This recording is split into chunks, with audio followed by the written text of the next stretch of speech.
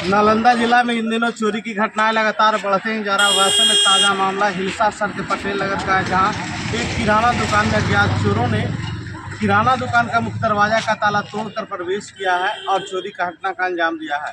दुकानदार के अनुसार करीब 2 लाख रुपया कैश एवं कई सामान की चोरी किया गया है। आइए जानते हैं क्या सुनील जी, बताइए क्या क्या चोरी हुआ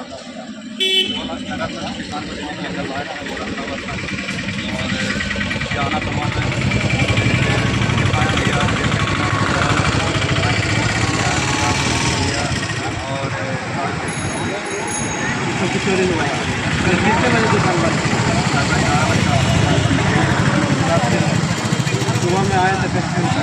सुबह 5 बजे जब जा रहा था